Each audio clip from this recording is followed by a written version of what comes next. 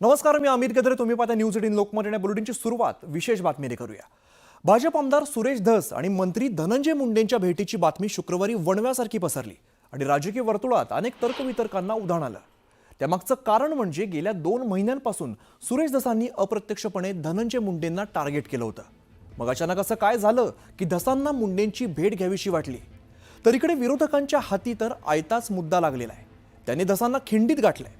म्हणजे वाल्मिक कराडचा मुद्दा राहिला बाजूला आणि सुरेश धस मुंडे भेटीवरून चर्चा घडू लागलेल्या आहेत. पण आता या मागे राजकीय षडयंत्र असल्याचा दावा धसांनी केलाय.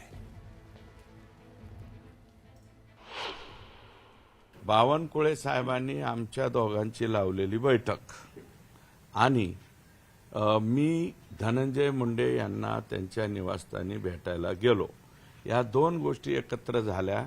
काल बावनकुळे साहेबांचं त्या बाबतीतलं स्टेटमेंट झालं आणि नंतर मी भेटल्याचं सुद्धा टीव्हीला आलं किंवा लीक केलं गेलं. तर आता बघूया या संदर्भातलाच एक विशेष रिपोर्ट.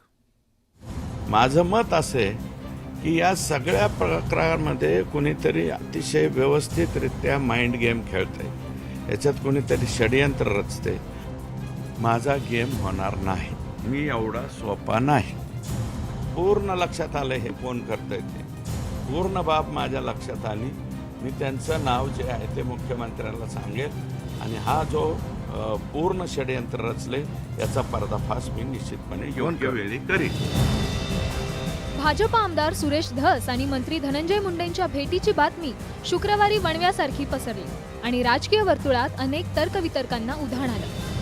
त्यामागचं कारण म्हणजे गेल्या 2 महिन्यांपासून सुरेश धसांनी अप्रत्यक्षपणे धनंजय मुंडेंना टार्गेट केलं होतं. मग अचानक असं काय झालं की धसांना मुंडेंची भेट घ्यावीशी वाटली? तर इकडं विरोधकांच्या हाती तर आयताच मुद्दा लागला. त्यांनी धसांना खिंडीत गाठलं. म्हणजे वाल्मिक कराडचा मुद्दा राहिला बाजूला आणि सुरेश धस मुंडे भेटीवरून चर्चा झडू लागली. पण आता या मागे राजकीय षडयंत्र असल्याचा दावा धसांनी केलाय. हे जे षडयंत्र आहे या षडयंत्राच्या बाबतीत मी 100% मुख्यमंत्र्यांशी बोलेल आणि मुख्यमंत्र्यांना बोलून, कारण मला ह्याच्यात पूर्ण लक्षात आलं हे कोण करतंय ते. पूर्ण बाब माझ्या लक्षात आली. मी त्यांचं नाव जे आहे ते मुख्यमंत्र्यांना सांगेल आणि हा जो पूर्ण षडयंत्र रचले याचा पर्दाफाश मी निश्चितपणे योग्य वेळी करीन. खरं तर धस मुंडेंच्या भेटीविषयी दोन्ही नेत्यांनी बरीच गुप्तता पाळली होती. पण व्हायचं नाही तेच झालं.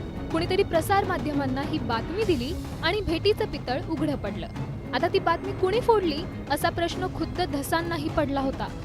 पण त्याच्या मुळाशी जाणार नाही ते धस कसलेल्या धसांनी अवघ्या 24 तासातच त्याचा छडा लावला. कोण करते गेम? जिल्ह्यातलाच आहे की जिल्ह्याच्या बाहेरचा आहे? तुम्ही ओळखून घ्या. जिल्ह्यातलाच आहे थोडं. आज मी सांगणार नाही. योग्य वेळी मी निश्चितपणे पर्दाफाश करतो म्हणलं ना की बरोबर तुम्हालाच माइंड गेम खेळता येतात का? माइंड गेम आम्ही बी खेळू इथून पुढं. मुंडेंच्या भेटीचं राज बीड जिल्ह्यातील एका बड्या नेत्यांना उघड केल्याचा दावा सुरेश धसांनी केलाय. त्यामुळे नव्या वादाची ठिणगी पडण्याची शक्यता नाकारता येत नाही. कारण तो नेता कोण ज्यानं धसांचा गेम केला? धसांना अडचणीत आणण्यासाठी तर ही बातमी जाणीवपूर्वक फोडण्यात आली नाहीये ना. धसांना डॅमेज केल्यास कुणाला बीड जिल्ह्यात फायदा होणार असे एक ना अनेक प्रश्न या निमित्तानं उपस्थित झाले. पण खरं तर गेल्या काही दिवसात सुरेश धसांनी एकदा नव्हे तर 2दा भेट घेतली होती. प्रदेशाध्यक्षांच्या इथं मला स्वतःला त्यांनी जेवायला बोलवलं होतं. मी गेलतो. अचानकपणे त्यावेळेस धनंजय मुंडे साहेब तिथं आले आणि आमच्यात अर्धा तास चर्चा झाली. आता दुसरी भेट कधी झाली ते धसांच्याच तोंडून ऐका.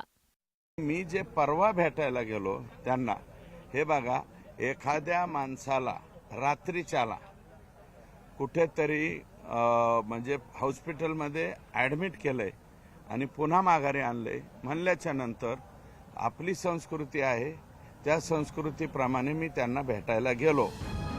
या दोन्ही भेटीवरून सुरेश धसांना टीकेचं धनी व्हावं लागलंय.